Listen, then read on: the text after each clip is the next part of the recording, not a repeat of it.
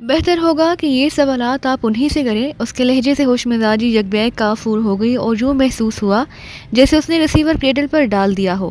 میں ایک گہرا سانس لے کر ریسیور کان سے لگائے تصویر کی آواز کا انتظار کرتا رہا۔ ہیلو۔ تصویر اسپیکنگ۔ چند لمحوں کے بعد ریسیور پر ایک سخت اور سنجیدہ آواز ابھری۔ تصویر۔ میں نے مضحکانہ انداز میں دہرایا۔ خوب تصویر بنائی میرے بہلانے کو، اب تو دیوانے بھی آنے لگے سمجھانے کو۔ کون ہو اور کیا بک رہے ہو؟ میں کچھ نہیں سمجھ سکا۔ دوسری طرف سے غصیلے لہجے میں کہا گیا۔ سمجھنے کے لیے صرف اتنا ہی کافی ہے کہ رمضان چاچا کے ساتھ جو کچھ ہوا ہے اسے میں معاف نہیں کروں گا، میں نے تلخ لہجے میں کہا۔ او تو یہ تم بول رہے ہو تنویر؟ دوسری طرف سے مسرت آمیز آواز ابھری۔ ہم لوگ تو تڑپ رہے ہیں تم سے ملنے کے لیے اور تم ہمیں دھمکیاں دے رہے ہو۔ کیا ہوا رمضان چاچا کو؟ اسے تو بس میں نے اپنا نمبر دیا تھا کہ تم دوبارہ اس سے ملو تو وہ اس فون پر مجھے اطلاع دے دے۔ بڑی ماں کو بہت حسرت ہے تم سے ملنے کی۔ تنویر مدتوں پہلے مر چکا ہے یا مارا جا چکا ہے تصویر صاحب؟ میں نے اس کی گرم جوشی کا نوٹس لیے بغیر سرد اور سپاٹ لہجے میں کہا۔ میرا نام اب ڈینی ہے اور شاید تم بھی اس نام سے واقف ہو۔ ڈینی؟ اس نے تحیر آمیز لہجے میں دہرایا۔ بڑا عجیب نام ہے، پہلی بار سن رہا ہوں۔ کیا مذہب بدل لیا ہے تم نے؟ مذہب نہیں، صرف مسلک بدلا ہے، میں نے تلخ لہجے میں کہا۔ میں رمضان چاچا سے ملا نہیں، لیکن میں نے اس کے محلے میں جمع ہونے والی ٹولیوں کے تبصروں سے نتیجہ اخذ کیا ہے کہ اسے ناقابل دید تشدد کا نشانہ بنا کر ایسی بدترین دھمکیوں کے ساتھ رہا کیا گیا ہے کہ وہ اس بارے میں ایک لفظ بھی بتانے کو آمادہ نہیں۔ پتہ نہیں تم کیا کہہ رہے ہو؟ میری تو اس کے بعد رمضان چاچا سے ملاقات ہی نہیں ہوئی۔ تمہیں سنی سنائی پر یقین کرنے کی بجائے اس سے ملنا چاہیے تھا، وہ خود ہی بتا دیتا کہ وہ کیا بکتا پھر رہا ہے۔ کراچی میں توقیر سے بھی ملاقات ہوئی تھی میری، میں نے تلخ اور معنی خیز لہجے میں کہا۔ وہ میرے گھر بھائی بن کر آیا تھا اور میری زندگی بھر کے احساسوں کو پھونک کر فرار ہو گیا۔ اس نے کس جرم کی پاداش میں یہ سزا دی مجھ کو؟ کب کی بات ہے یہ؟ بمشکل ایک ہفتہ ہوگا۔ میں تو سوچ بھی نہیں سکتا تھا کہ ایک باپ کی اولادیں ایک دوسرے کی دشمنی میں اس حد تک جا سکتی ہیں۔ توقیر تو برادرانہ رشتے کے نام پر ایک گالی بن کر رہ گیا ہے۔ میرے خاموش ہوتے ہی ریسیور پر ایک گہری سانس بھری آواز سنائی دی۔ تمہارے دل میں ہماری طرف سے بدترین غلط فہمیاں پیدا ہو گئی ہیں۔ تم ملو گے تو دیکھو گے کہ تمہارے معاملے میں ہم کتنے فراخ دل ہیں۔ اور توقیر بیچارہ تو پچھلے 2 مہینے سے باہر گیا ہوا ہے، بھلا ہزاروں میل دور سے وہ کیسے آ سکتا ہے؟ کل ہی اس کا فون آیا تھا، وہ اوٹاوا میں مقیم ہے۔ سنو تصویر، میں نے سپاٹ لہجے میں کہا، تم میرے بڑے بھائی ضرور ہو، لیکن ہمارے درمیان رشتوں کا احترام تمہیں پیدا نہ ہو سکا، بلکہ تم اس احترام کو مٹانے کے لیے ہی کوشاں رہے۔ وہ سب بچپن کی باتیں تھیں۔ اس نے میری بات کاٹ کر صفائی پیش کی۔ ہم اب بھی تمہیں اپنے گلے سے لگانے کے لیے تیار ہیں، فیصلہ کرنا تمہارا کام ہے۔ نہ جانے وہ کون ہے جس نے توقیر کا نام استعمال کر کے تمہیں ہم سے بدظن کرنے کی کوشش کی ہے۔ اگر اجازت ہو تو یہ بھی پوچھ لوں کہ تمہارا ذریعہ معاش کیا ہے؟ میں نے تلخ لہجے میں کہا۔ تمہارا لہجہ بہت گستاخانہ ہے، لیکن پھر بھی میں بتا ہی دیتا ہوں کہ رزق حلال سے ہمارے لیے زندہ رہنا محال تھا۔ شاید اس لیے آنکھ کھلتے ہی ہمیں حرام کی روزی سے زندہ رکھا گیا، اور اسی روزی کے بل پر ابا جان تمہاری ماں کو ہماری ماں پر لے آئے تھے۔ ہماری بنیاد ہی ٹیڑھی تھی اور ہم آج تک سیدھے راستے سے روزی کمانے میں کامیاب نہ ہو سکے۔ میں نوکری کر رہا ہوں، لیکن یہ جانتا ہوں کہ ہم غلط راستوں کے مسافر ہیں۔ اور توقیر، وہ کیا کر رہا ہے؟ میں نے تجسس آمیز لہجے میں کہا۔ تصویر نے جو کچھ کہا اس نے میرے سارے نظریات کی بنیادیں ہلا کر رکھ دیں۔ اطمینان رکھو، ہلو گے تو تفصیلات بتاؤں گا۔ آنا چاہو تو آ جاؤ، اپنا پتہ بتا دو تاکہ میں بڑی ماں کو ساتھ لے کر خود کسی وقت تمہارے پاس آ سکوں۔ رہائش کہاں ہے تمہارے؟ میں نے معنی خیز لہجے میں سوال کیا۔ لارڈز کاٹیج، اس نے بلا توقف جواب دیا۔ شہر کی مشہور عمارت ہے، عمارت کا انتظام اور انصرام میرے ہی پاس ہے۔ میں اسٹیٹ مینیجر کے طور پر یہاں کام کرتا ہوں۔ پھر کل رات کے واقعات سے واقف ہوگے؟ کیسے واقعات؟ اس کے لہجے میں تحیر ابھر کر آیا۔ بیرونی مداخلت، کچھ تشدد، تلاش کی مہم، 2-3 قتل اور کچھ ایسے ہی واقعات۔ میں نے ایک ایک لفظ پر زور دے کر کہا۔ پتہ نہیں تم کیا کہنا چاہ رہے ہو؟ دوسری طرف سے معصومانہ لہجے میں کہا گیا۔ اگر کچھ ہوا بھی ہوگا تو میں اس سے لا علم ہوں۔ لارڈز کاٹیج کے حفاظتی معاملات کا ذمہ دار سیکیورٹی آفیسر ہے جو پوری طرح خود مختار ہے۔ لیکن تم یہ کیوں پوچھ رہے ہو؟ ان واقعات سے تمہارا کیا تعلق ہے؟ بہت کچھ تعلق ہے اور شاید کچھ بھی نہیں، میں نے مبہم سا جواب دیا۔ لیکن میں تمہیں یہ ضرور بتانا چاہوں گا کہ میرے پاس بہتری معلومات موجود ہے جو میرے چند ساتھیوں کے بھی علم میں ہے، اور اگر مجھے کوئی نقصان پہنچانے کی کوشش کی گئی تو وہ تمام معلومات سرکاری حکام تک پہنچا دی جائے گی۔ مجھے یہ سب سنانا بے سود ہے۔ میری دھمکی کا کوئی اثر لیے بغیر کہا گیا۔ میری تم سے کوئی پرخاش نہیں، لائٹس کاٹیج میں تمہاری دیکھ بھال کی ذمہ داری میری ہوگی۔ پھر اس نے ایک دم ہی بدلے ہوئے تحیر آمیز لہجے میں کہا تھا، تمہاری باتوں سے اندازہ ہو رہا ہے کہ تم بھی سیدھے راستے پر نہیں ہو، آخر یہ چکر کیا ہے؟ کچھ بھی نہیں، میں نے تلخ لہجے میں کہا، ہم تینوں کی پرورش ایک ہی حمیر سے ہوئی ہے، لہٰذا تینوں کو ایک ہی راہ اختیار کرنی ہے، اب وہ گناہ کی ہو یا پھر ثواب کی۔ پھر تم کب آ رہے ہو؟ اس کے لہجے سے تجسس جھانک رہا تھا۔ جب وقت ملا آ جاؤں گا، لیکن میں ایک بار پھر یہ جاننا چاہوں گا کہ کل رمضان چاچا پر کیا گزری ہے۔ میں نے لوگوں سے سنا ہے کہ واپسی کے بعد سے اس نے اپنی زبان سختی سے بند کی ہوئی ہے، زیادہ باز پرس کی صورت میں اس نے خود کو ایک کمرے میں قید کر لیا ہے۔ اس کی حالت سے ظاہر ہو رہا ہے کہ اس پر خاصا تشدد کیا گیا ہے، لیکن اس کی علامات ظاہر نہیں آ رہی۔ تمہارے لب و لہجے سے شبہات کی بو آ رہی ہے، دوسری جانب سے کہا گیا۔ تمہارے بارے میں پہلی بار میں نے خود ہی اس کی حوصلہ افزائی کی تھی۔ میرا مقصد صرف یہ تھا کہ آخری وقت آنے سے پہلے بڑی ماں کو تم سے ملوا سکوں۔ یہ میری بدقسمتی ہے کہ وہ کسی ناخوشگوار واقعے کا نشانہ بن گیا۔ ایسا معلوم ہوتا ہے کہ کوئی ہمارے اور تمہارے درمیان غلط فہمیوں کی ہالیج بڑھانے میں دلچسپی لے رہا ہے۔ شاید ہمیں یکجا ہو کر اس کا سدباب کرنا ہوگا، ورنہ کسی دن تم ہتھیار بدست ہمارے سروں پر مسلط ہوگے۔ میں تم سے ضرور ملوں گا، لیکن یہ بات ضرور یاد رکھنا کہ اگر میں اپنی مرضی کے مطابق واپس نہ لوٹ سکا تو ہر طرف تباہی کا دورہ ہوگا اور اس کا مرکز تمہاری ذات سے زیادہ دور نہ ہوگا۔ میں نے اسے یاد دہانی کراتے ہوئے کہا، پھر بہتر ہوگا کہ تم ملاقات کا یہ ارادہ ترک کر دو۔ دوسری طرف سے پہلی بار ترش لہجہ اختیار کیا گیا۔ اگر میری تمام یقین دہانیوں کے باوجود تمہارے دل میں میری طرف سے اس قدر شبہات جاگزی ہیں تو ہمارا نہ ملنا ہی بہتر ہوگا۔ تم نے میرے دل سے بڑا بوجھ دور کر دیا۔ میں نے گہرا سانس لے کر کہا، ہو سکتا ہے کہ کسی نہ کسی موڑ پر ہم خود ہی ایک دوسرے کے سامنے آ جائیں۔ دوستی اور دشمنی کا فیصلہ وقت کر لے گا۔ موجودہ حالات میں کوئی خطرہ مول نہیں لینا چاہتا۔ تمہارے کہنے کے مطابق اس وقت کوئی ایسی ہستی بھی سرگرم عمل ہے جو میرے اور تمہارے رشتے سے باخبر ہے اور اس سے فائدہ اٹھا کر ہمارے درمیان غلط فہمیاں پیدا کرنا چاہتی ہے۔ پھر مجھے اپنا پتہ بتاؤ۔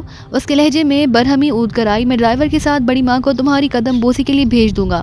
ہو سکتا ہے کہ اس بیچاری کی روح ماضی کے گناہوں کے بوجھ تلے سسک رہی ہو اور وہ تم سے مل کر ان گناہوں کی معافی مانگنا چاہتی ہو جو اس نے تمہاری ماں کے ساتھ کیے تھے۔ تم بار بار بڑی ماں کا نام لے کر میرے خوابیدہ جذبوں کو بھڑکا رہے ہو، میں نے سرد اور سپاٹ لہجے میں کہا۔ میں دوستیوں اور محافظوں کے ہجوم میں اپنا وقت گزار رہا ہوں، مجھے خود اپنے ٹھکانوں کا علم نہیں ہوتا۔ تمہیں فکر مند ہونے کی ضرورت نہیں۔ تم نے کبھی میری ماں کو ماں کی حیثیت میں قبول نہیں کیا، لیکن میں ہمیشہ تمہاری ماں کو بڑی ماں سمجھتا رہا ہوں، اور اگر وہ مجھ سے ملنے کی خواہش مند ہے تو میں اپنا فرض پورا کروں گا، اور اگر لائٹس کاٹیج کے حفاظتی ضابطے آڑے نہ آئے تو ان سے ملنے کی کوشش کروں گا۔ لائٹس کاٹیج خوابوں کی ایک اجنبی سی دنیا ہے جس کے اپنے ضابط ہیں۔ ریسیور پر اس کی تھکی ہوئی آواز ابھری، لیکن میں بندوبست کروں گا کہ تم جب بھی یہاں آؤ تمہیں کوئی دشواری نہ ہو۔ تم ہر وقت میرے لیے ایک پسندیدہ مہمان ثابت ہوگے۔ میں کوشش کروں گا کہ تمہاری ان توقعات پر پورا اتر سکوں۔ یہ کہہ کر میں نے فون کا سلسلہ منقطع کر دیا۔ اس کے بعد میں کئی ثانیوں تک خالی اس ذہنی کے عالم میں بیٹھا رہا۔ میری سمجھ میں نہیں آ رہا کہ تصویر سے میری کیا گفتگو ہوئی اور اس کا کیا پس منظر تھا۔ اس نے تمام واقعات اور شبہات کے خلاف ایسی خوبصورت موشگافیوں کا سہارا لیا کہ مجھے اپنے تمام مفروضات ریت کے گھروندوں کی طرح ڈھیر ہوتے نظر آ رہے تھے۔ اس کے بیان کے مطابق نہ وہ میرا دشمن تھا، نہ توقیر کسی گروہ کا سرغنہ، بلکہ وہ محض ہمدردی اور محبت کے ہاتھوں مجبور ہو کر مجھ سے ملنا چاہ رہا تھا۔ میں اپنے دل میں اور ان دونوں کے خلاف باز اور انات کی ایک دنیا بسائے بیٹھا تھا۔ یہ تہلیہ کتنی دیر جاری رہے گا؟ سلطان شاہ نے اندر سے ہانک لگا کر مجھے چونکا دیا۔ ہم دونوں انتظار میں سوکھے جا رہے ہیں۔ چلے آؤ، بات ختم ہو چکی ہے، میں نے اونچی آواز میں کہا، اور سلطان شاہ نصیر خان کے پیچھے چلتا ہوا وہاں آ موجود ہوا۔ نصیر خان سے گفتگو پہلے ہی ختم ہو چکی تھی، لہٰذا اس سے اگلے دن مطلوبہ فہرست کی فراہمی کی یاد دہانی کے بعد ہم دونوں وہاں سے روانہ ہو گئے۔ پرپیچ گلیوں سے گزرتے ہوئے سلطان شاہ خاموش رہا۔ اسے فکر لاحق تھی کہ کہیں نصیر خان نے ہم لوگوں کے تعاقب کا بندوبست نہ کیا ہوا ہو، اور جب اسے نگرانی کی طرف سے بے فکری ہو گئی تو اسے میری فون کالز یاد آ گئیں۔ 3 فون کیے تھے، ان سے 2 رسمی تھے، تیسرا تصویر کو کیا۔ اس کا تو رویہ ہی عجیب تھا، سمجھ میں نہیں آتا کہ اسے دوست سمجھوں یا دشمن۔ معلوم ہوتا ہے کہ اس نے تمہیں کوئی گہری پٹی پڑھائی ہے، سلطان شاہ نے معنی خیز لہجے میں کہا۔ وہ لائٹس کاٹیج میں اسٹیٹ مینیجر کے طور پر ملازم ہے، پچھلی رات وہاں رونما ہونے والے واقعات سے بالکل لا علم ہے۔ بظاہر ایسا معلوم ہوتا ہے جیسے وہ پرانی رنجشوں کو بھلا کر دوبارہ برادرانہ رشتہ استوار کرنا چاہتا ہے، اور توقیر کی زیادتیوں کو بھی فراموش کر دو گے تم۔ میں اس بارے میں بھی بے یقینی کا شکار ہو گیا ہوں۔ میں نے برسوں پہلے ان دونوں کو دیکھا اور اب حافظہ بالکل صاف ہے۔ اگر میرے گھر میں آنے والا خود ہی توقیر کی حیثیت سے اپنا تعارف نہ کراتا تو میرا پہچاننا ناممکنات میں سے تھا، لیکن تصویر کا کہنا ہے کہ توقیر پچھلے 2 مہینوں سے غیر ملکی دورے پر نکلا ہوا ہے اور آج کل اوٹاما میں مقیم ہے۔ اس کے استفسار پر میں نے اسے اپنی اور تصویر کی گفتگو کی تفصیلات سنا ڈالی۔ بظاہر تو اسے کسی بات پر شبہ کرنے کا جواز نظر نہیں آتا۔ میری پوری کہانی سن کر سلطان شاہ بڑبڑایا، تمہارا کیا اندازہ ہے اس بارے میں؟ خدا کرے کہ وہ سچ بول رہا ہو، مجھے تو اس کی کسی بات میں جھول نظر نہیں آتا۔ مجھے پوری کہانی میں سازش کی بو آ رہی ہے۔ اس نے طویل سانس لے کر کہا، یہ کیسے ممکن ہے کہ لائٹس کاٹیج کے 3 ملازم مار دیے جائیں اور اسٹیٹ مینیجر کو اس کی ہوا بھی نہ لگ سکے؟ ان معاملات سے اپنی لاتعلقی ظاہر کر کے وہ تمہیں گھیرنا چاہ رہا ہے۔ جہاں طاقت کام نہ کرے وہاں جھوٹ بڑے کام نکال دیتا ہے۔ یہ شبہ میرے ذہن میں بھی ہے۔ وہ لوگ میرا سراغ کھو چکے ہیں اور ہمارے ہاتھوں ذکر بھی اٹھا رہے ہیں۔ ہو سکتا ہے کہ اب اس نے ہمدردی کا لبادہ اوڑھ کر جال ڈالنے کا فیصلہ کیا ہو۔ پھر تمہارا کیا ارادہ ہے؟ اسے موقع فراہم کرو گے یا اپنی کارروائیوں میں شدت پیدا کرو گے؟ ابھی کچھ نہیں کہہ سکتا۔ پہلے ہوٹل پہنچ کر آپریٹس پر ان لوگوں سے رجوع کروں گا۔ دیکھنا یہ ہے کہ تصویر سے میری گفتگو کے بعد ان کے رویے میں کیا تبدیلی رونما ہوئی ہے۔ اس کی بنیاد پر آگے کی حکمت عملی ترتیب دیں گے۔ اسی اثنا میں خالی ٹیکسی مل گئی اور ہماری گفتگو کا سلسلہ وہیں منقطع ہو گیا۔ تم مانو یا نہ مانو، مجھے تو یہ گہری چال نظر آتی ہے۔ ہوٹل پہنچنے کے بعد سلطان شاہ نے فکر مندانہ لہجے میں کہا، اس گفتگو کے ذریعے تم نے اسے یہ جتا دیا کہ تم لاہور میں موجود ہو اور تمہیں یہ معلوم ہو گیا کہ وہ لائٹس کاٹیج میں مقیم ہے۔ نصیرحان کے بیان کے مطابق بھی سنڈیکیٹ کے سربراہ کا ٹھکانہ وہی ہے۔ اتنے اتفاقات آسانی کے ساتھ یکجا نہیں ہو سکتے۔ وہ ٹھیک ہی کہہ رہا تھا۔ تنظیم کے کسی گمنام کارندے کا توقیر بن کر میرے گھر آنا، ایشین سنڈیکیٹ کے سربراہ کے نام کا محفف تاخیر اور تصویر سے مشابہ ہونا، رمضان چاچا کا درمیان میں پڑھ کر ایک تلخ تجربے سے گزرنا، لائٹس کاٹیج کا مجرمانہ وارداتوں میں ملوث ہونا محض اتفاق قرار نہیں دیا جا سکتا۔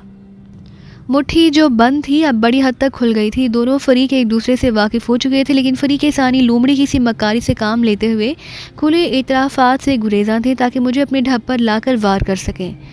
کمرے میں لباس وغیرہ بدلنے کے بعد بستر پر دراز ہو کر میں نے آپریٹر سنبھال لیا۔ ڈولی نمبر 2 کالنگ۔ میں نے آپریٹر آن کر کے ٹرانسمیٹنگ بٹن دباتے ہوئے درست لہجے میں کہا، جو بھی میری آواز سن رہا ہے وہ کال کا جواب دے، اوور۔ ڈیوٹی روم ریسیونگ۔ فوراً ہی دوسری طرف سے جواب ملا، بڑی خوشی کی بات ہے کہ تم نے آپریٹرز کی تباہی کا سوانگ ختم کر کے بات کرنے کا فیصلہ کر لیا۔ ہم تم سے رجوع کرنا چاہ رہے تھے، اوور۔ مجھے اپنے آدمیوں سے بھی معلوم ہوا ہے، انہوں نے تمہارا وہ پیغام سنا جس میں کار کی واپسی کی اطلاع دی گئی تھی۔ میں مصروفیات کی بنا پر رابطہ قائم نہیں کر سکا، لیکن اپنی شرط کے ساتھ اب لائن پر موجود ہوں، اوور۔ شرط؟ کیسی شرط، اوور؟ تحیر آمیز لہجے میں سوال کیا گیا۔ میں صرف اور صرف تمہارے باس سے بات کرنا چاہتا ہوں۔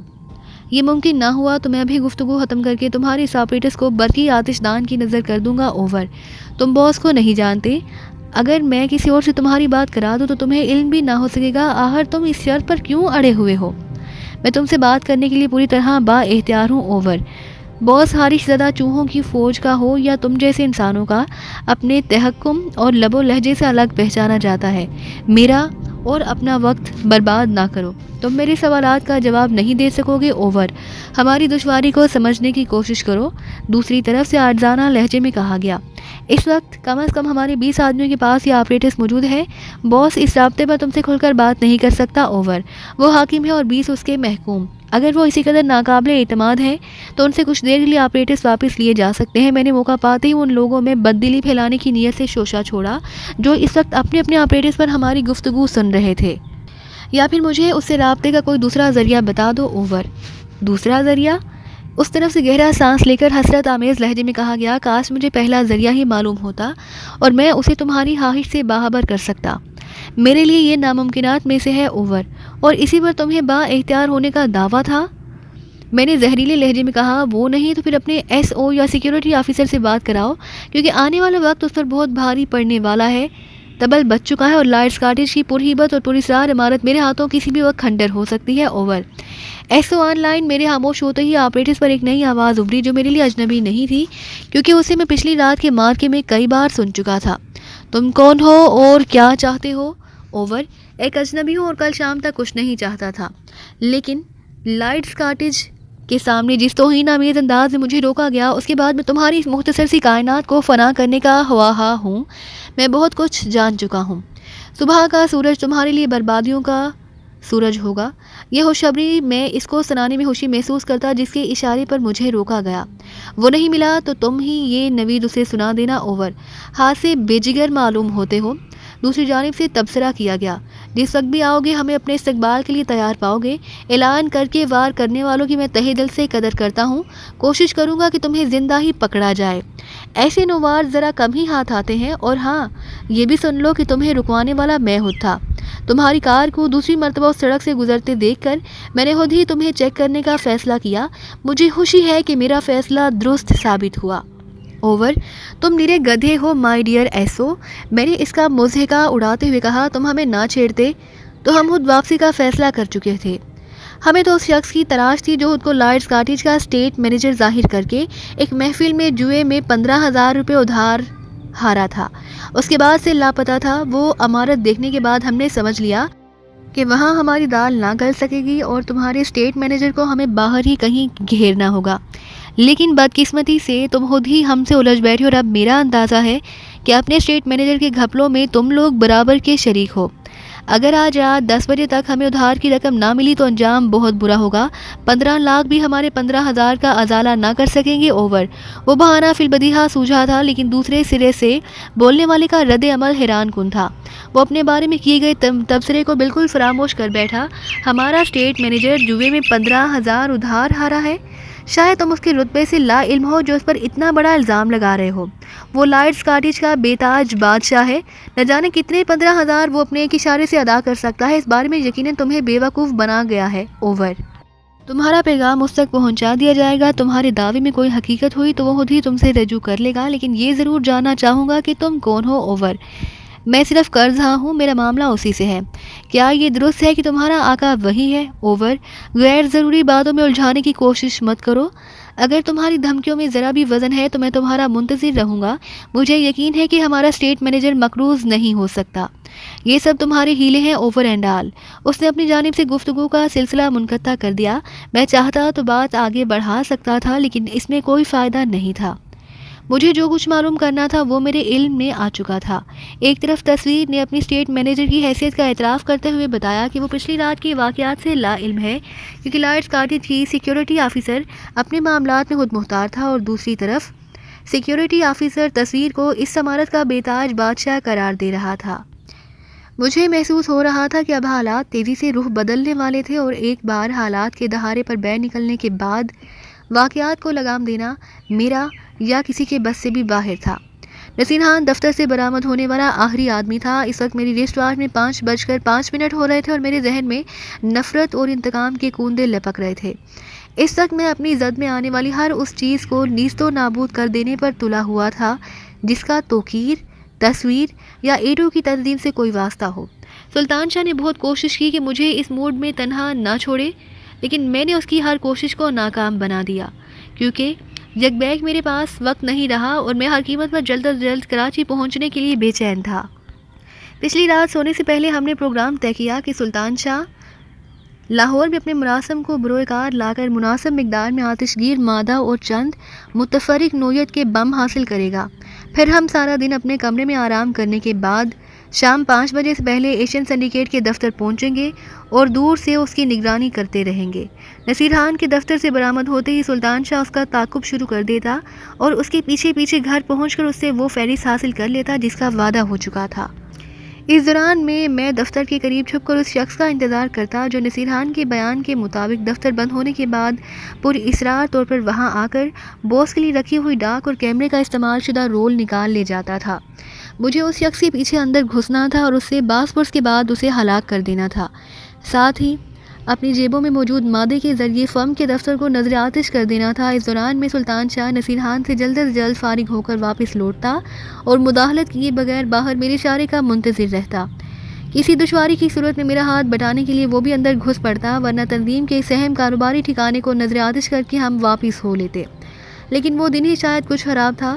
صبح سلطان شاہ پروگرام کے مطابق روانہ ہو گیا تو میں نے سوچا کہ کیوں نہ وقت گزاری کے لیے نیچے اتر کر کسی کال آفس سے غزالہ کے گھر بات کی جائے۔ ویسے بھی وہ پچھلے دن کافی عرصے کی نظر بندی کے بعد اپنے مکان کی چار دیواری سے نکلی تھی اور میری بات ہونے تک واپس نہیں لوٹی تھی۔ فون کا سلسلہ ملتے ہی میری آنکھوں کے آگے تاریک دائرے ناچنے لگے۔ فون پر میری آواز پہچانتے ہی کرنل کسی بچے کی طرح بلک کر رو پڑا۔ سہیلی کی شادی کی تیاریوں کے سلسلے میں گئی ہوئی غزالہ گھر نہ لوٹی تھی۔